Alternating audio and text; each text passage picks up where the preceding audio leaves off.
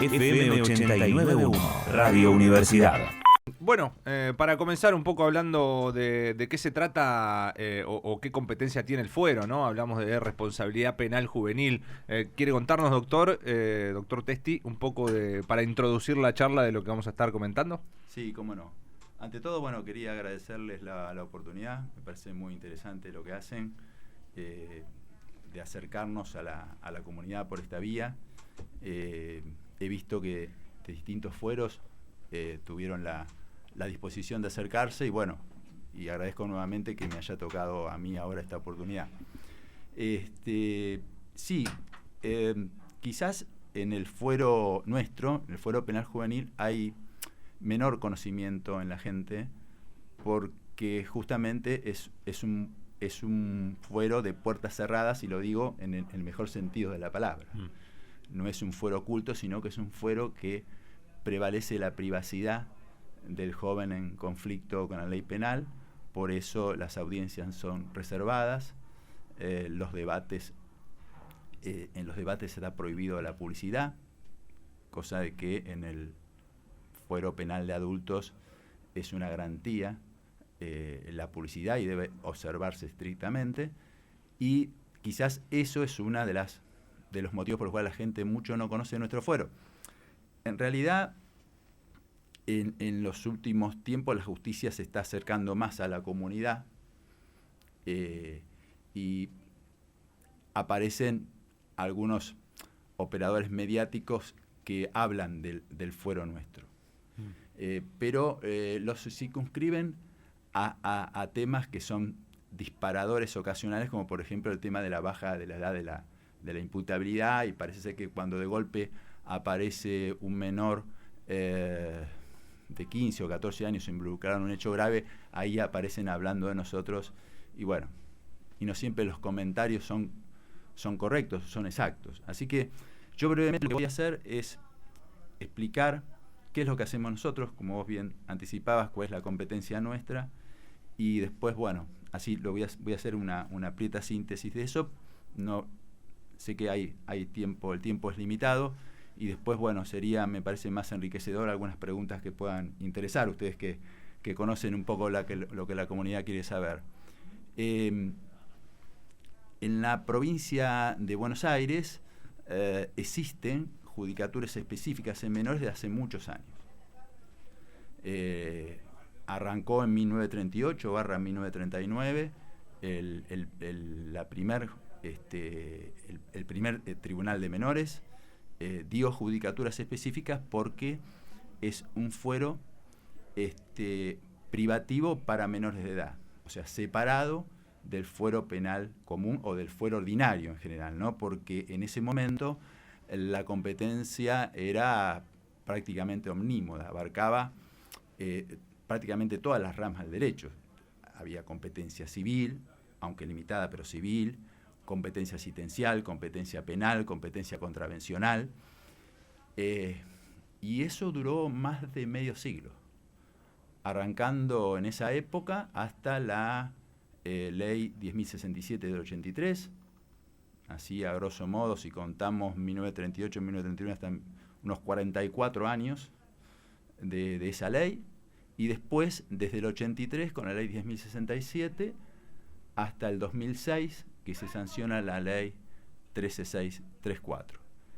En rigor de verdad, el fuero penal juvenil comienza de manera gradual o regional, no arrancó en todos los departamentos judiciales al mismo tiempo.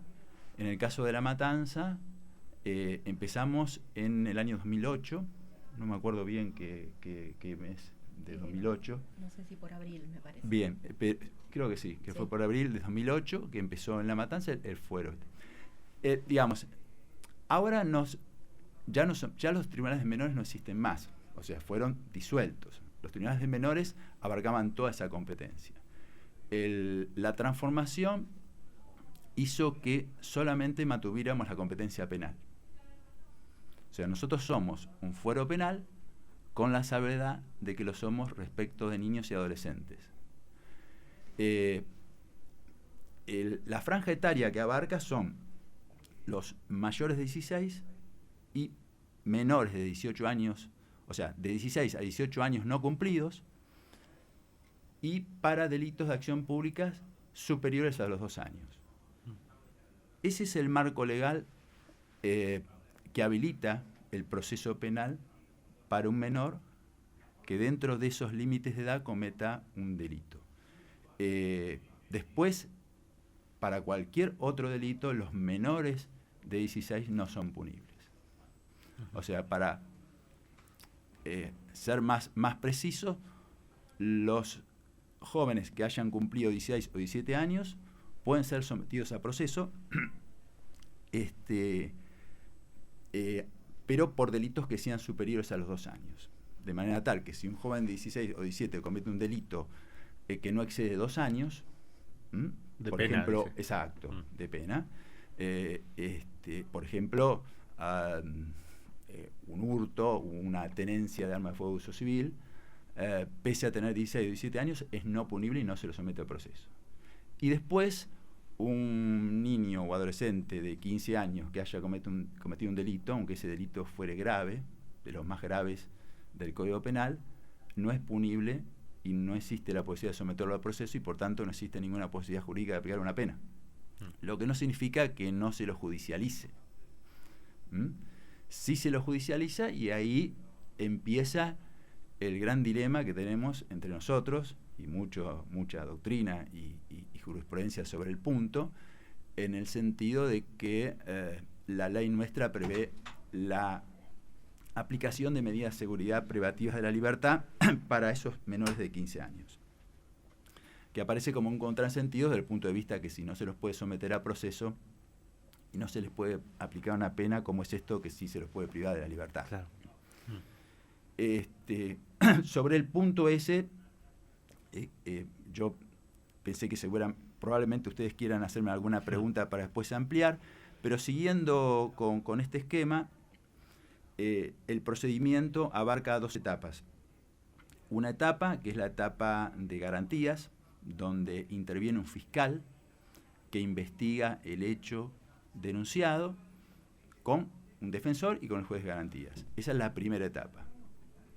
Llega un momento, en esa etapa generalmente es donde se dictan las medidas cautelares, como por ejemplo la prisión preventiva, y después esa causa puede ser elevada a juicio y ahí intervenimos nosotros, digo nosotros porque somos 2 jueces de responsabilidad penal juvenil y que somos el órgano de juzgamiento, el órgano de juicio. Una vez que la causa es elevada a juicio, bueno, ahí se abren distintas posibilidades, distintos caminos, distintas alternativas. Una de esas alternativas es el juicio oral, donde existe la posibilidad de aplicarle una pena de efectivo cumplimiento o aplicarle algunas de las alternativas previstas por la ley. Lo importante de nuestro fuero que es un fuero esencialmente restaurativo, es un fuero reparador, no es un fuero punitivo. Tanto que tenemos que cumplir nosotros y cualquier juez del fuero, por imperativo constitucional, hay que cumplir el mandato de la prisión o el encarcelamiento de un niño en conflicto con la ley penal como último recurso.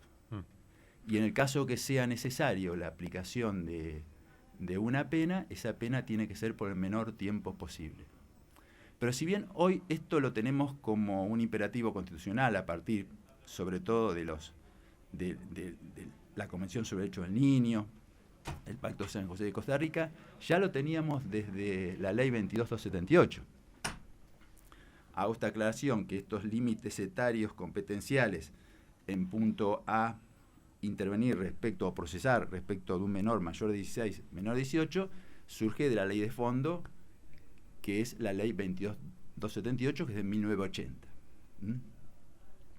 Hablando de los menores de 16 no punibles, en esa época, en 1980, los menores eran punibles a partir de los 18. A partir de los 14. ¿No? Pero bueno, después con el advenimiento de la democracia, en 1983, se subió ese límite a los 16. El que está con nosotros es el doctor Daniel Oscar Testi. Lo interrumpo para que pueda tomar un poquito de agua. Sí, Nos agradezco. está haciendo una presentación acerca de la competencia del Juzgado de Responsabilidad Penal Juvenil. Es el juez encargado de esto en el Departamento Judicial de La Matanza.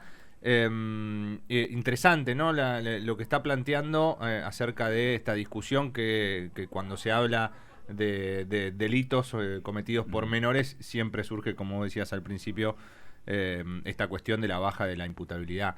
Y me imagino que es un debate que se da, ¿no? Dentro del Poder Judicial, o por lo menos se ha encarado en algún momento, no sé si seriamente, pero sí deben ser preguntas que surgen. Digo, ustedes han visto a lo largo de los años, estamos también con María Cecilia Marcó, secretaria de Juzgado de Responsabilidad Penal Juvenil número 2. ¿Han visto a lo largo de los años la necesidad, no digo si cómo lo han visto en cuanto a la sociedad, pero sí la necesidad de tal vez alguna reforma con respecto a esta cuestión, o no se genera directamente ese debate? Es que básicamente, o sea, no sé, mi opinión es, o sea, hoy por hoy tal vez no la baja de la edad de imputabilidad, porque, o sea, antes hay que trabajar sobre el tema de políticas públicas, entiendo. Tal vez trabajando sobre eso se evitaría, digamos, que estos chicos lleguen a delinquir. Más allá que, bueno, existe, como dijo el doctor, la posibilidad de imponerles una medida de seguridad en otro contexto distinto al proceso penal, que es el que se le aplica a un joven de 16, 17 años, ¿no? O sea, nosotros estamos de alguna forma cumpliendo con, o sea, toda la normativa internacional que exige que de alguna forma no se baje aún más esa edad de punibilidad. Claro. Sí, sería como perder la batalla, ¿no? De alguna forma, obviamente que lo que es en cuanto a prevención, antes que lo punitivo, siempre es esperable. Pero bueno, también hay una realidad a veces que no coincide con las normas del derecho, ¿no? Digo, Lo que pasa es que, y a partir de lo que decía la doctora, nosotros tenemos lo cotidiano del fuero. Nosotros podemos confrontar la realidad. Y tenemos a los niños delante nuestro, y hablamos con ellos, y hablamos con los padres. Y leemos los informes sociales. Este es un fuero para charlar mucho. Uno puede, desde lo teórico, hacer todo un desarrollo técnico y jurídico del tema. Pero yo no voy a desperdiciar esta oportunidad para decir algunas cosas, si ustedes me permiten, que tienen que ver con esto, porque tiene que ver con la realidad. Más allá de estar de acuerdo o no con bajar a 14, a 13, a 12, a 11, no sé. Digamos, porque al fin y al cabo lo que dice la Convención sobre los Derechos del Niño, que hay que fijar un límite por debajo del cual se estima, sin admitir prueba contrario, que el menor no tiene capacidad para infringir las leyes penales. Las reglas de Beijing, por su parte, dice que no debe ser fijada a una edad demasiado temprana, pero lo deja abierto a cada estado parte. El problema no está en partir de los 14 o partir de los 12. El problema está en que esa persona pueda ser sometido a un debido proceso con todas las garantías legales. Hoy no tenemos esa herramienta jurídica para respetar esas garantías, pero también es cierto que, y hablando de esa confrontación diaria de la realidad, que hay jóvenes de 15 años que cometen delitos muy graves. Y a veces contra jóvenes de la misma edad, ¿no? Porque nosotros siempre pensamos en nuestro fuero en el interés superior del niño, pero a veces ese niño también es la víctima. Por eso se busca siempre algún grado de compensación con algunos instrumentos legales, como la reciente Ley de Víctimas de la provincia de Buenos Aires, del 2001, donde incluyó reformas a la ley procesal nuestra, dándole paso a la víctima para que intervenga, para que opine y para que se la escuche.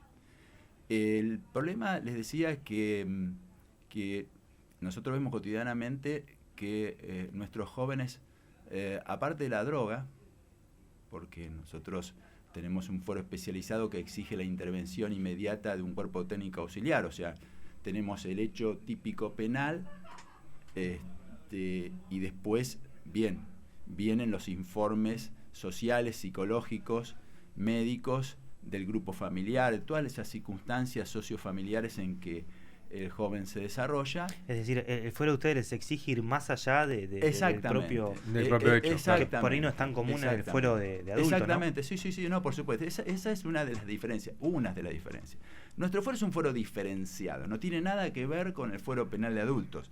Más allá de que hay algunos intentos de adultizar nuestro fuero, pero no sé si da para tanto esta charla, pero esa es una de las preocupaciones que tenemos. Más allá de los imperativos constitucionales, ¿no? Porque a veces parece ser que algunos se olvida de eso, de la jerarquía constitucional que se le dio a los tratados sobre derechos humanos y todo ese corpus iuris del derecho internacional de los derechos humanos del niño, que es lo que nosotros, Pacto de San José de Costa Rica, Convención Americana, nosotros para resolver un caso tenemos que partir de arriba hacia abajo, no al revés. Entonces, tenemos una ley procesal, pero en nuestra cabeza siempre están todos esos tratados que tenemos que cumplir y hacer cumplir. Pero, ¿qué es lo que pasa? Uno cuando confronta con la realidad se da cuenta que hay menores que no pueden ser sometidos a procesos y no se les puede aplicar una pena, pero cometen homicidios y homicidios con armas de fuego.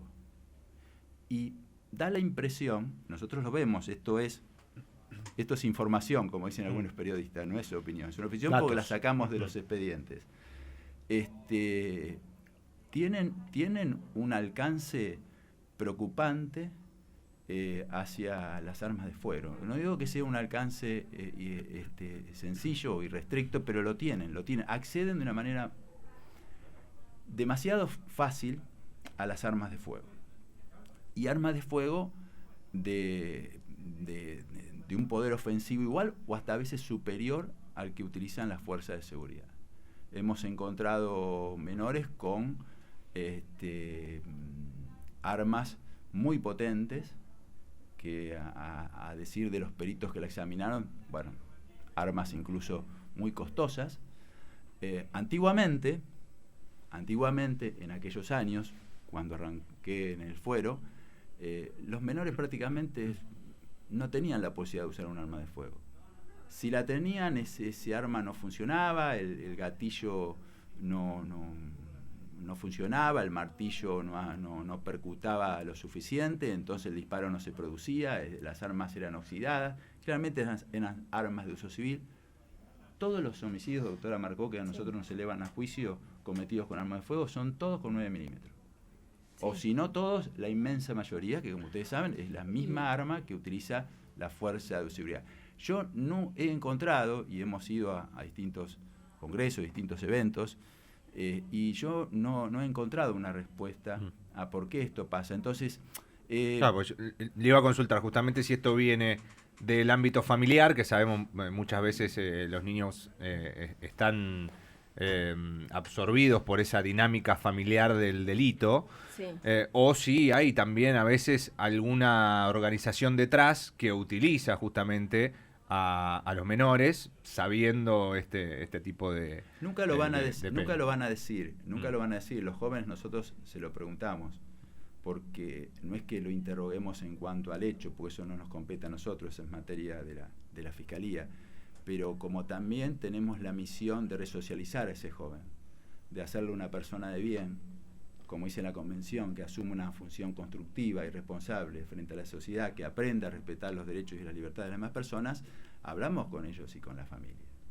Y hablamos personalmente. Este tema de la inmediación, no que para un fuero de adulto aparece solamente en el juicio oral, donde los 3 jueces tienen esa inmediación con todos los órganos de prueba, nosotros lo tenemos desde la foja 1 del expediente. Lo conocemos al chico, conocemos a la familia y se lo preguntamos. Yo se lo pregunto. Voy a hablar de mí. Yo se lo pregunto. ¿De dónde sacaste? ¿Y nunca encontraste respuesta? No, nunca encuentro respuesta. Ahora, las armas están y las encuentra. Imagínate que es un cóctel tremendamente peligroso porque la inmensa mayoría de los jóvenes consumen. Arrancamos la causa con un informe médico, un informe social y un informe psicológico. Así que yo saco esta información de esos informes. No recuerdo haber leído un informe donde me digan que el joven no consume. Si bien hay distintos grados de consumo, algunos son consumidores ocasionales, pero en rigor todos consumen. Y hay jóvenes que consumen desde los 12 años, sin ningún tipo de tratamiento. ¿Qué tipo de consumo, doctor? Todo tipo de sustancias. Marihuana, cocaína, Paco. psicofármacos. Paco es muy común. El que Paco es consuma. muy común, que todos sabemos el Paco, la pasta base, El daño que hace. el daño neurológico que en poco tiempo... Es decir, todos los menores que cometen un delito que llegan a su sin fuero lugar a dudas. Tienen derechos vulnerados, Tienen básicamente. algún Entonces, tipo de consumo. antes de bajar la edad antes de Sí, que condenar además a un chico de es un 15 debate años. que a veces se da, como decía vos, un poco superfluo Sí. y con casos puntuales, mediáticos, Sí. y que no contribuye tampoco a lo que decía usted con esto de la resocialización. Digo, un pibe que tiene 14, 15 y vos lo encerrás ante el Obviamente que primer no. delito. Es como que no sé si llega a recuperarse en algún momento. O No si es, podría. no es esa la finalidad del fuero nuestro, no es esa la finalidad de las leyes que tenemos, leyes y los tratados con jerarquía constitucional que tenemos que aplicar, porque es un último recurso. Lo que pasa es que, hablando de lo que muchas veces ocupa y preocupa tanto a nosotros como a la comunidad, los menores no punibles o los inimputables, ¿qué haces con un joven que mató a un semejante con un arma de fuego? O sea, porque algunas corrientes, si bien fundadas, sostienen que como no se lo puede someter a proceso, tiene que pasar al tribunal de familia. O sea, si no hay una causa penal, tiene que salir del ámbito penal. Más allá de todo lo que se sabe sobre que las medidas de seguridad no tienen que salir del ámbito penal, lo cierto es que algunos sostienen la derogación de esos dispositivos legales que permiten privar de la libertad a un sujeto inimputable o no punible. Pero antes, en todo caso, habría que ver qué sustituto tenemos, porque el problema acá no es bajar la edad, someterlos a proceso, aplicarles una pena, y mucho menos encerrar. El problema es que lo van a seguir haciendo. Un poco el comentario que creo que es a lo que apuntaba Mauro antes es que en esto, no sé si es un mito, no nos dirán ustedes, pero están estas organizaciones que apuntan a utilizar menores o a facilitar armas a menores con esta idea de, bueno, preferible que el delito lo cometa un menor porque no va a pasar nada. Sí. ¿No? Lo que pasa es que el menor va escalando en jerarquía, y perdónenme que quiero ser bien claro, en jerarquía delictiva, dentro de un grupo organizado, por ejemplo, 2 o más jóvenes, que puede haber mayores entre ellos, por supuesto. Fíjate vos que al mayor se le agrava la pena si comete un delito con un menor, pero muchas veces es el menor que comete el delito con el mayor. O sea, el menor tiene, dentro de ese acuerdo para cometer delitos, una participación ejecutiva superior. Entonces, esa es la realidad. O sea, lo que habría, por supuesto, la doctora señaló muy bien el tema de las políticas públicas para la infancia, que básicamente se centran en 2, educación y salud para todos. Pero bueno, eso no es algo que podamos resolver nosotros en el Poder Judicial. Pero se lograría mayor prevención. La solución estaría en la prevención, pero es algo que añoramos y anhelamos siempre. Hace muchos años que estamos hablando de prevención. El tema es que siempre se gastó poco dinero en prevención. Si lográramos, yo sé que sacar la droga de los barrios, sobre todo de los barrios más humildes, ¿no? Porque esto sin discriminar a nadie, pero bueno, recuerdo que el Observatorio de la Deuda Social Argentina de la UCA dijo que el 65% de los niños y adolescentes son pobres. Entonces, ese es el grupo de jóvenes que tenemos nosotros, ¿eh? Nosotros tenemos todos niños que a los cuales no se les han garantizado los derechos fundamentales. Ya prácticamente no se usa ir a la escuela, por ejemplo. O sea, cuando vos le pedís que firme su declaración, bueno, tardan 5 minutos en poner la firma. Y lo vemos cuando a veces no hay más remedios que aplicar una pena, ingresan al servicio penitenciario y empiezan la primaria. A los 15 años. Claro, claro. Entonces, El servicio penitenciario 18. ingresan al servicio penitenciario con 18, pero claro. no, sí, vale la aclaración.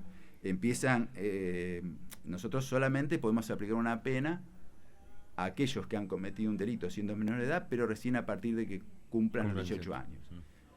Esa es otra cuestión, ¿no? Porque a nosotros nos cruza el principio de especialidad, pero constitucionalmente tenemos que tener especialidad en todas las etapas del proceso, inclusive en la ejecución, o sea, cuando aplicamos, pero no tenemos institutos especializados.